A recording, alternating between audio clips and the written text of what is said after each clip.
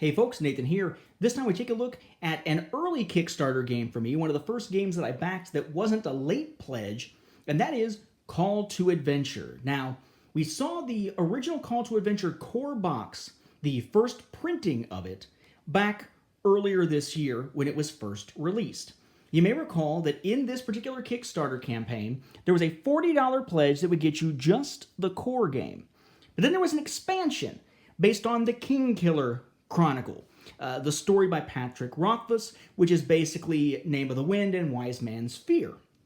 Now that expansion was estimated as February 2019, with the base game being released around August or so of 2018. Everything got pushed back a few months, so here we are, end of September, beginning of October of 2019, and the expansion has arrived. That's what we're going to take a look at this time. So, you could have spent $40 for the core game, $55 for the Kingkiller level to get the core game and the expansion, $75, as I did, to get the Hand of Fate level, which was those plus the playmat that you see underneath here, or $100 for the Hero of Destiny level to also get card sleeves for all the cards that were custom for this game. We looked at those card sleeves as well in a separate video. They are awesome. I definitely recommend them if you're playing the game. I purchased them through the Brotherwise Games website rather than as part of my pledge. Either way, it's the same number of sleeves. And it turns out that either way, it was not enough to do what it said it was going to do. Because the sleeve pack that was originally shipped in Wave 1 with the core game to backers and available on the website for purchase once the game launched at retail, that was supposed to be able to cover the entire core game, including Kickstarter exclusives, plus the first Shuffle-In expansion, which is Name of the Wind, which is the one that was part of the Kickstarter. Turns out that as Name of the Wind was developed, it got bigger and bigger. There were more cards added than they expected, which wound up meaning that one pack of sleeves wouldn't do it. Rather than providing just the number of sleeves necessary for Name of the Wind, they basically just found it more feasible to send everyone who backed at a level, that top level, that had the sleeves or who had added sleeves manually in the Pledge Manager or anything like that, just send everybody an extra set of sleeves to make up the difference and give you a ton of extra sleeves, perhaps for the upcoming Stormlight expansion. Now, having bought it through the website, there was a question, would I get that same make good offer on the sleeves? The answer is yes. So if you've picked up this game and you've picked up sleeves through their website, contact them and they will typically send you a second set of sleeves to make sure that it can fulfill what both the Kickstarter campaign and the website advertised, that it will cover the core game and Name of the Wind. All the cards we're going to see as we look at Name of the Wind here are sleeved in those card sleeves. This is the expansion. Put in the same place here so you can see sort of a size difference between this and the core game, but we'll look at them side by side at the end. So, Call to Adventure, The Name of the Wind by Patrick Rothfuss. Okay. We've got our note here. This expansion requires the Call to Adventure core game to play. For more info, visit www.brotherwisegames.com. No 0 to 3. No, my son can't play it yet. And yeah, copyright, etc., etc. Okay. There's your side there. 1 to 4 players. Yes, there is a solo mode. You can play competitive or cooperative. Ages 13 plus, 30 to 60 minutes. Call to Adventure, Name of the Wind. Heroic Fantasy expansion. Each expansion will have some type of descriptor so you know kind of what you're getting. That's the type of story you get with Kingkiller Chronicle. Brotherwise Games. Top. Pretty much identical sides and all. The back tells us a bit about what we're going to get here. So it says, Call to Adventure is the hit storytelling game in which 1 to 4 players draft cards to create a character, face challenges, gain traits, and achieve a heroic destiny. Every player builds a unique story, but only the hero with the highest destiny score will win. Now you can bring your story to the world of the best-selling Kingkiller Chronicle books by Patrick Rothfuss. The Name of the Wind and The Wise Man's Fear are two of the most critically acclaimed fantasy novels ever written. By combining this expansion with the Call to Adventure core set, you can tell your own tales in the 4 corners of civilization. While this set is made for fans of the Kingkiller Chronicle, it includes dozens of new cards that will appeal to anyone who enjoys character-driven heroic fantasy. New adventures. The Name of the Wind expands Call to Adventure with over 80 all-new cards. Whether you attend the university or explore the Fae, learn the science of sympathy or the art of naming, your adventure will never be the same. A new way to play. This set introduces an all-new mechanic, naming. When you live on the edge and experience failure, you have the chance to learn the name of iron, fire, or the wind. When you know a name, you can use its power to automatically overcome challenges. So yes, a new game mechanic built in here. And it notes 9 character cards, 53 story cards, 16 hero and anti-hero cards, 5 solo/co-op cards, naming rules, 12 naming tokens, along with the rulebook. There's also a set of 3 cards that are Kickstarter exclusives unlocked at the $450,000 stretch goal during the campaign. They are the only stretch goals attached at all to the Name of the Wind expansion. All the other stretch goals from the campaign went to the core set. And even in that case, there were only 6 cards, anti-hero and hero cards, 3 of each, that were considered Kickstarter exclusive at all. This is not a game heavy on Kickstarter exclusive stuff if you're wanting to check it out. So we have our rulebook here. It's very small. It's not a rulebook for the full game, it's just for the expansion. Tells a little bit about why they did what they did, why they pursued this particular franchise, as where to start with their expansions and all. A little bit about the game itself, and frequently asked questions. Okay, so not a whole lot to the rulebook, but you don't need much. There's really one new mechanic. It tells you which cards to take out when you then put in the cards from this expansion, and it gives you some details on a couple of slight tweaks. Otherwise, everything you need to know to play in general is already in the rulebook for the core set. But that rulebook for the core set had some errors in it. So you also have the base game rulebook errata sheet. Now, most of these aren't game-changing. It's more just stuff that could have stood to be clarified better. And it's clarified here just as it's been clarified many, many months ago on places like Board Game Geek and that sort of thing. There was also a challenge and icon reference sheet to assist you in kind of making sure that everything makes sense when you're first playing. Now, by the time you're playing with Name of the Wind, chances are you've already seen at least this stuff and you know how to play, and you may have already seen this stuff on Board Game Geek or elsewhere if you're really into the game. But it's nice that they included it instead of it just being, hey, go to our website for an updated rulebook or something like that.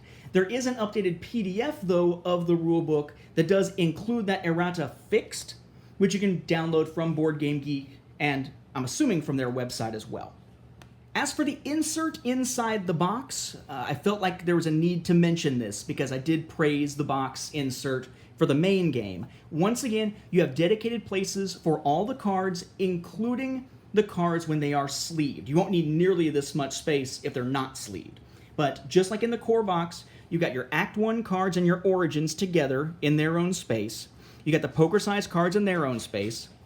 Motivation and Act 2 get their own space. In this case, it's the one that's almost overflowing, but it's because I got some air in the sleeves. And then Act 3 and Destiny. There's also a dedicated space here for a new type of token. 4, since there's 4 players as a maximum, 4 of each of 3 new tokens that represent having learned the name of fire, the name of iron, or the name of the wind. If you're not familiar with the King Killer Chronicle, the idea is basically that you understand something so deeply that you sort of know its true name, and in doing so, you're able to control that thing. Now, from a gameplay perspective, this reference card, which is actually hard cardboard, it's about like those player boards. In fact, I think it's maybe a tiny bit thicker even than those. It gives you the breakdown of how this actually works, okay? So, once per turn, if you fail a challenge, you can attempt a name, to learn a name. You will cast the core runes only, that's the regular white ones, just the regular normal ones, those 3. You do not draw a card on a result of the symbol that usually lets you draw either a hero or anti-hero card. So it's basically just success or not. If the result of your attempt is 4 or higher, right, hence the 4 showing here as if it's a difficulty symbol, you learn that name. The name of fire, the name of iron, or the name of the wind. Okay? When you attempt this, so when you attempt to learn the name, when you cast those core runes, add +1 for each symbol of that name as part of a path in your story. If you have, in this case, Constitution and Wisdom in your story, gain +1 to your attempt. And notice, and is bold-faced. So in all three cases, when you try to learn it, you cast the core runes, you get +1 for each of that symbol that's already in your story. In other words, already on one of the cards that's tucked underneath your origin, motivation, or destiny card. However, if you have at least one each of the pair of attributes, the pair of rune types that they note for each one, you can also gain +1.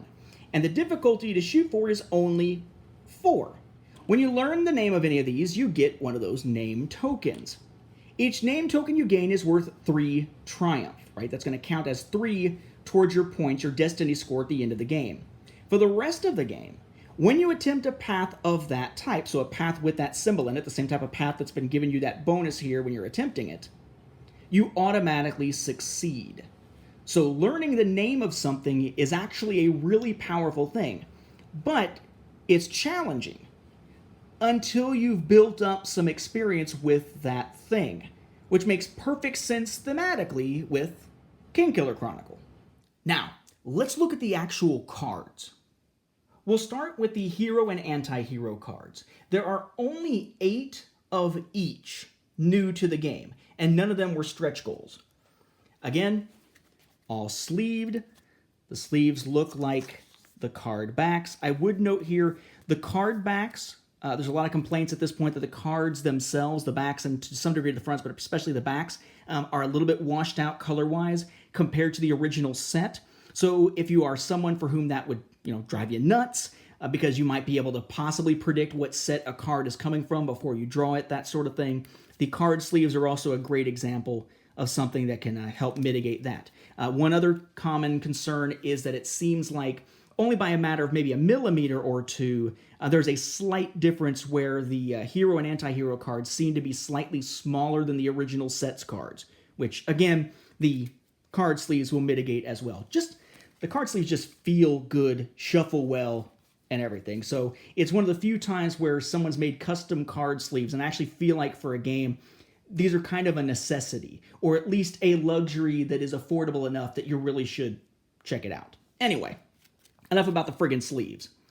So, for our hero cards, we have Search the Archives and Selfless Gift, one each of those. Then we come to 3 cards that have 2 copies each, and they are the only hero cards that are allowed to be used as part of a bonus towards a naming attempt. Generally speaking, naming attempts are pretty pure except for the stuff that's on that card I showed you, that reference card. So we have 2 copies of Command the Flame that'll help you gain in the name of fire, Bind with Iron to help you with the name of iron, and Call the Wind to help you with name of the wind. Again, this turn gain +1 to attempt the name of whatever, or you may automatically succeed when you attempt a blah blah blah path. That's the gist of all of those. Then your anti-hero cards, again, it is 8 cards, 2 of which have 1 copy, 3 of which have 2 copies. We have Poisoned Chalice, Cruel Taunt, Malfeasance, ×2, Dangerous Truth, ×2, and then Urgent Journey, ×2. Now, the other poker-sized cards are our Adversary Quest cards. I'm going to hold off on these until we actually see the adversaries themselves, and we'll look at them as pairs. So that brings us to our story cards, our Origin, Motivation, and Destiny. In the regular non-Kickstarter version of the expansion, you only have 3 Origins, 1 Motivation, and 5 Destiny. The bulk of the tarot-sized cards by far, in fact, the bulk of the cards in this expansion by far, are cards that are challenges, traits, allies, adversaries, etc. in the different acts, as opposed to your character creation through just where they start. So our 3 new Origin cards are Traitor, Trooper, and Fae. Our 1 new Motivation card, which I have to say here, that's got to be Ori, right?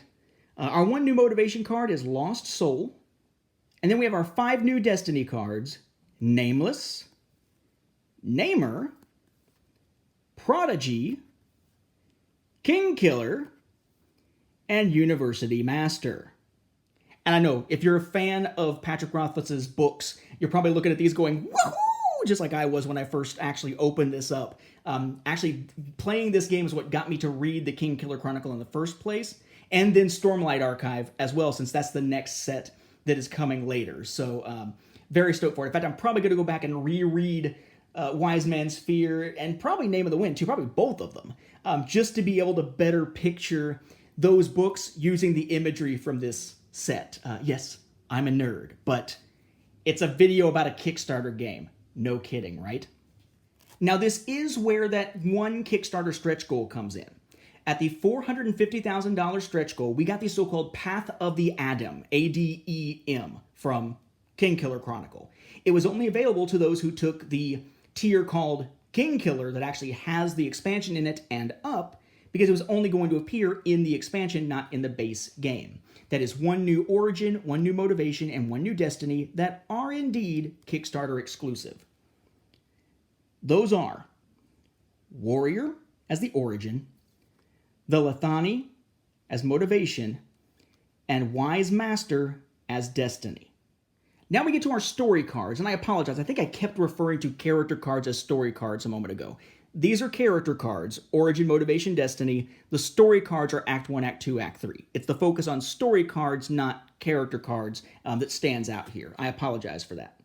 All right, so we have, again, this idea that a typical story card, this is Act 1, is going to, I know it's weird reflection, it's not crinkly. A story card is going to have a name over here, the different runes you can cast for it over here. It'll have two different paths, one on top, one on bottom, each with their different rewards listed in terms of what it adds to your story, or if it's an anti-hero or hero symbol, the card you can draw immediately. So we have Gang of Urchins with either Save an Innocent or Live with Regret, Learn a Song with the Lay of Sir Savian or Wind Turning a Leaf. Now notice this one shows us a couple of new things. They have gotten rid of the nature symbol for this set, so among the many cards that you pull out from the original set before you shuffle this one in are all the ones with that particular symbol, the nature symbol, although that's not only the cards that get pulled out.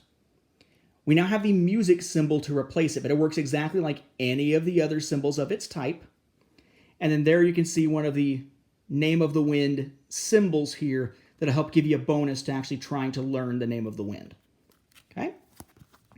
Then we have Chandrian Attack with either Escape with Your Life or Find a Survivor. Notice fire. We have The Underthing, right, Ari's little area. Retreat from the World and Regard Silent Things. Ha ha ha, right, playing on the name of the novella. We have, which is a weird novella, by the way. We have Waterside Slums with Endure the Elements or Find Sanctuary. We have Sympathy Lessons with Prodigious Intellect and Uncanny Knack. University Admissions with Become an Elir, if I'm saying that correctly, and Negotiate a Stipend. That was always some of the bizarre aspects of admissions within that particular storyline. Then we have Unwanted Suitor with Charm a Wealthy Noble and Remain Unfettered. Now we get into traits. We have Broken and Musician, again with that music symbol up here. And then a couple of allies. We have Mother and Father, which almost breaks your heart to see Mother and Father given the story, and Tinker. Then whereas Act 1 had 12 cards, Act 2 has 20. For our challenges, we have Train with the Adam with Hands Like Knives and Break Lion. We have Hired Killers with Fight Off Your Foes or Call Fire and Lightning. Confrontation with Bully Your Rival or Strike Down Your Foe. Act of Heroism with Rescue a Friend or Untouched by Flames. Sea in Storm with Navigate to Safety and Ship's Only Survivor. Yeah, Sea in Storm, not Sea in a Storm. We have Wake the Sleeping Mind with Heart of Stone or Spinning Leaf. The Iron Law with Escape Your Chains or Argue Your Case. The Aeolian, if I'm saying that correctly, with Earn a Patron or Earn Your Pipes, which is particularly meaningful for those who've read the books. The Eld with Survive the Forest and Track the Outlaws. Public Whipping with Endure Punishment or Show No Pain. The Archives with Become a Scriv or Seek the Truth. Discreet Assignment with Compose a Song or Earn the Mayor's Trust. Stolen Moments with Meet Your Muse or Speak 7 Words, also very meaningful there. The Artificery, the fishery, with Repair Faulty Sigildry or Forge an Artifact. Our one trait, Re'elar, I know I mispronounced that one. This will actually help you to make a naming attempt. Ally-wise, we have Loyal Friends and Patron. And then we have our first adversary, since they only appear in Acts 2 and 3. the Chancellor, and the Moneylender, followed by the Lordling. So 3 for Act 2. Then Act 3 contains 21 new cards. Challenges, we have Fairy Queen with Win Felurian's Heart or Learn Felurian's Arts. We have Evil Arcanist with Identify a Fraud or Expose an Evil Plot. We have The Edge of the Map with Journey Abroad or Learn Lost Stories. We have Sympathy Duel with Alar like Ramston Steel and Alar like the Ocean. We have Night with No Moon with Step Unwittingly into Fey and Wander Till the Light of Day. We have False Troopers with Rescue the Captives and Justice and Blood.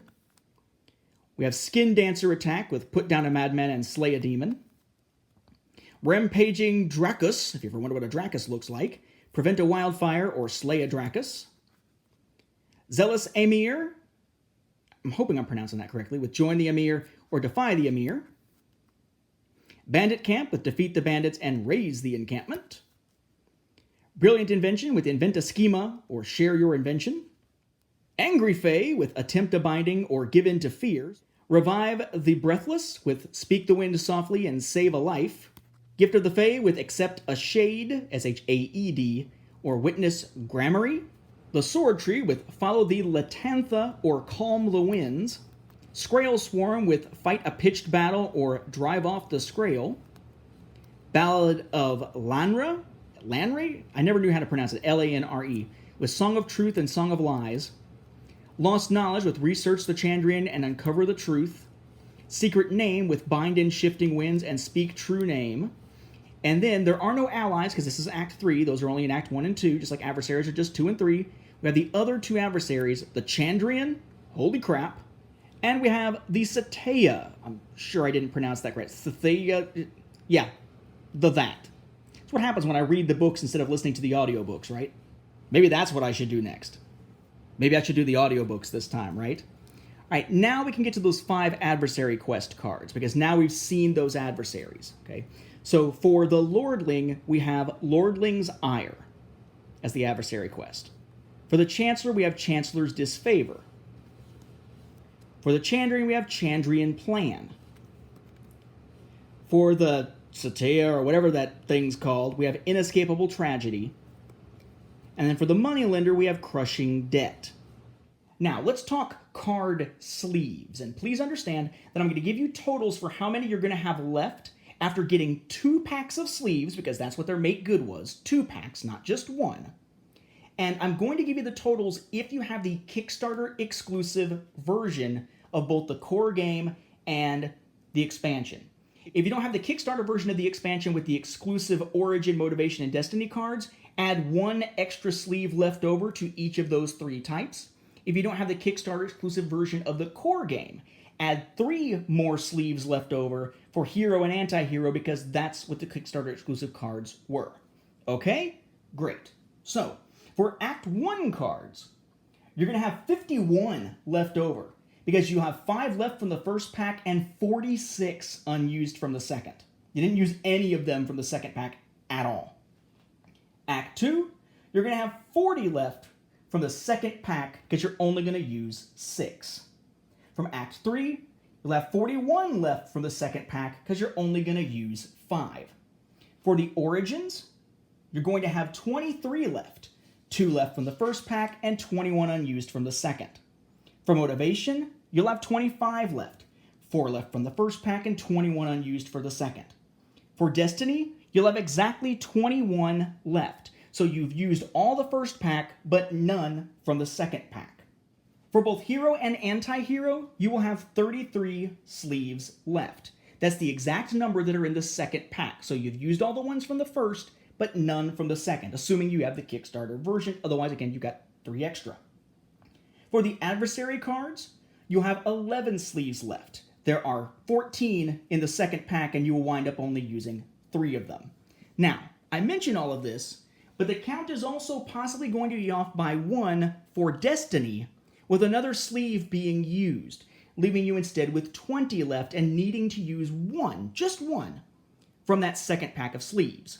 That will be the case if you have the one other thing I wanted to show you in this video.